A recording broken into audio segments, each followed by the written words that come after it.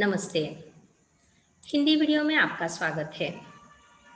सबसे पहले आपसे एक सवाल करना चाहती हूँ। अपने देश के वीरों की शहादत को, त्याग और समर्पण को आप सबसे अधिक कब याद करते हैं? शायद आपका जवाब होगा 26 जनवरी, 15 अगस्त, जयंती और पुण्यतिथि पर।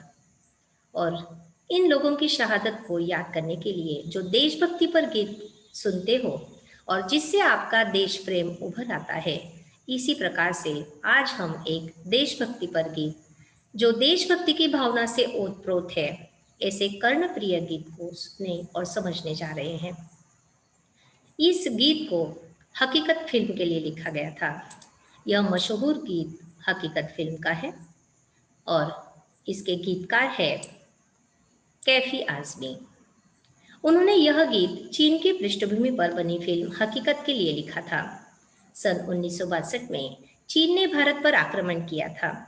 भारत का चीन से यह युद्ध हिम से आच्छादित हिमालय की वादियों में हुआ था। उस युद्ध में कई भारतीय सैनिक शहीद हो गए थे। उनके इस महान कार्य को याद करते हुए कवि ने इस गीत की रचना की थी। इसी युद्ध को आधार मानकर चेतन आनंद ने हकीकत फिल्म बनाई थी। हम अभी कविता का भावार्थ समझेंगे। कर चले हम फिदा जानो तन साथियों, अब तुम्हारे हवाले वतन साथियों।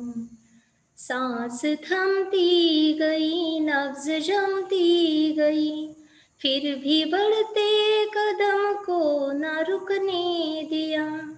कट गए सर हमारे तो कुछ गम नहीं, सर हिमालय का हमने न झुकने दिया। मरते मरते रहा बाकपन साथियों, अब तुम्हारे हवाले वतन साथियों। दोस्तों, इस कविता में बलिदान सैनिक हमें संबोधित करते हुए, देशवासियों को संबोधित करते हुए और उनके साथी जो लड़ रहे हैं उन्हें संबोधित करते हुए कह रहे हैं कि ये वतन जो है यह अभी आपके हाथों हम सौंप कर जा रहे हैं। हिमालय की वादियों में जब युद्ध करते करते हमारी सांस थम रही है, ऊंचाइयों पर चढ़ते हुए ऑक्सीजन की कमी लग रही है, नसें जम रही है, फिर भी हमने हमारे कदम को रोकने नहीं दिया। हमें इस बात का दुख नहीं है कि हमारे सर कट जाए, क्योंकि देश की सुरक्षा की जिम्मेदारी हम पर है। और सबसे प्रसन्नता इस बात की है, हमें इस बात पर गर्व है कि हिमालय यानी कि हमारे भारत का ताज और हमारी आन और बान और शान का प्रतीक जो है, जिसे हमने हानि नहीं पहुंचने दी, दुश्मनों के कदम उस पर नहीं पड़ने दिए और हमें इस बात की बहुत खुशी है। मृत्यु को नजदीक देखकर मरते मरते भी हम हमारे उत्साह का जोश, हमारे बलिदान के जोश को हम इस प्रकार कभी कम नहीं होने देंगे। अब हम जा रहे हैं, लेकिन हमारी देश की बागडोर आपके हाथ सौंप कर जा रहे हैं। जिंदा रहने के मौसम बहुत है, मगर जान देने की रुत रोज आती नहीं। हुस्न और इश्क दोनों को रुसवा करे, वो जवानी जो घूमे नहाती नहीं।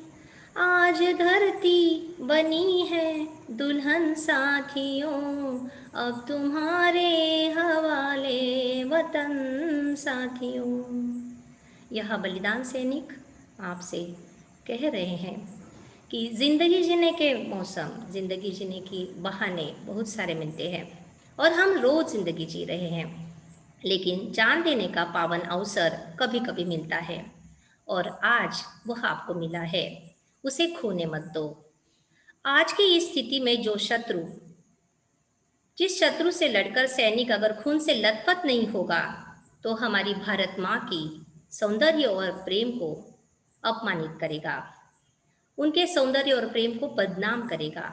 और इसीलिए आपका यह कर्तव्य है कि आप आगे लड़ते रहे और इस धरती को एक दुल्हन की तरह समझकर उसकी रक्षा करें।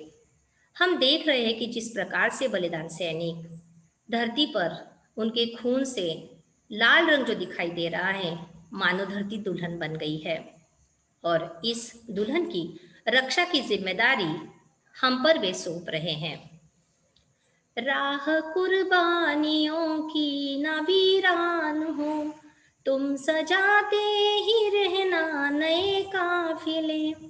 फतह का जश्न इस जश्न के बाद है, जिंदगी मौत से मिल रही है गले।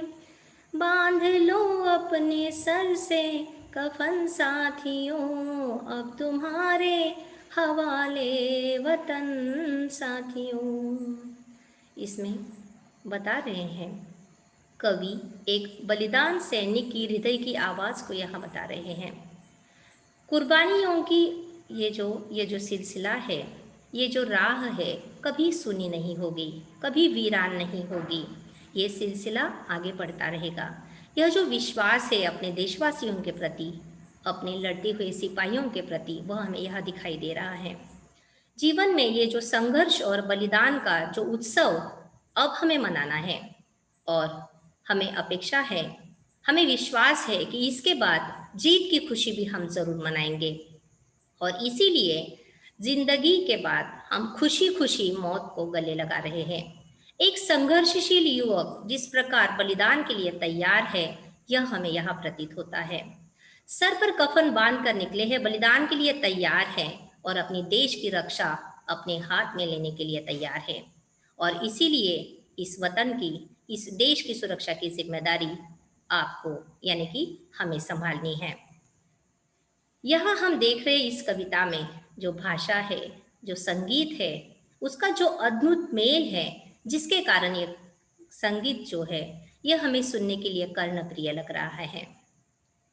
खींच दो अपने खून से जमी पर लकीर, इस तरफ आने पाए न रावण कोई। तोड़ दो हाथ अगर हाथ उठने लगे, छू न पाए सीता का दामन कोई। राम भी तुम ही लक्ष्मण साथियों, अब तुम्हारे हवाले वतन साथियों। यह बात आती है देश की सुरक्षा की, और उसी के साथ साथ किस प्रकार से यहाँ हमें बताया जा रहा है कि जिस प्रकार लक्ष्मण रेखा खींचकर सीता माँ की पवित्रता की, सीता माँ की रक्षा की गई थी, उसी प्रकार हमारी भारत माँ की जिम्मेदारी हम पर आ गई है। और इसीलिए जो भी अत्याचारी है, जो भी आक्रमणकारी है, उसे अपनी सीमा के अंदर मत आने दो। ऐसे लोगों को यानी कि रावण जो है बुराई का प्रतीक है, और राम और लक्ष्मण आपको बनना है, आपको यह वीरता दिखानी है।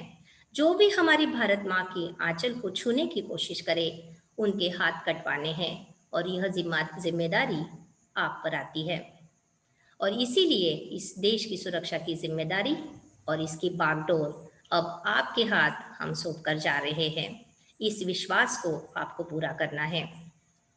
इस कविता में हम देख रहे हैं कि ये जो शब्द है, इस प्रकार से गाना गुनगुनाते, गाना गाते हुए जुबान पर चढ़ जाते हैं।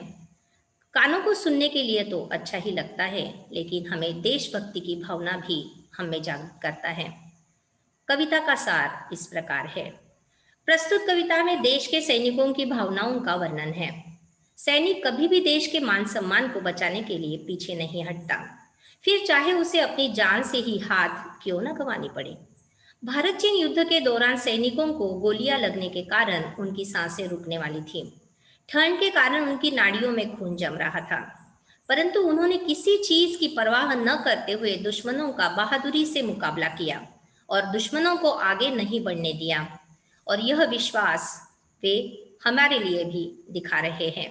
सैनिक गर्व से कहते हैं कि हमें अपने सर भी कटवाने पड़े तो हम खुशी खुशी कटवा देंगे, पर हमारे गौरव के प्रतीक हिमालय को नहीं झुकने देंगे, अर्थात हिमालय पर दुश्मनों के कदम नहीं पड़ने देंगे।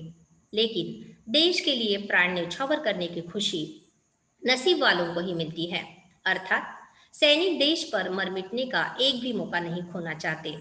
जिस तरह से दुल्हन को लाल जोड़े में सजाया जाता है, उसी तरह सैनिकों ने भी अपने प्राणों का बलिदान देकर धरती को खून से लाल कर दिया है। सैनिक कहते हैं कि हम तो देश के लिए बलिदान दे रहे हैं, परंतु हमारे बाद भी ये सिलसिला चलते रहना चाहिए। जब भी जरूरत हो तो इसी तरह देश की रक्षा के लिए एकजुट होकर आगे आना चाहिए। सैनिक अपने देश की धरती को सीता के आंचल की तरह मानते हैं और कहते हैं कि अगर कोई हाथ आंचल को छूने के लिए आगे बढ़े तो उसे तोड़ दो। अपने वतन की रक्षा के लिए तुम ही राम हो और तुम ही लक्ष्मण हो। अब इस देश की रक्षा का दायित्व तुम पर है। इस कविता से कवि हमें यह संदेश देना चाहते हैं कि हम भारतवासी के लोगों के मन में और आने वाली पीढ़ियों के मन में देशभक्ति, देश प्रेम, त्याग, समर्पण की भावना जो है वह प्रेरित हो, वह जाग उठे। और इसे जगाने के लिए हम कहते हैं कि जरूरी नहीं है कि देश की सेवा करने के लिए सिर्फ आपको फौज में ही भर्ती होना पड़े। आप देश हित के लिए कोई भी सच्चा कार्य करके देश की सेवा कर सकते हो।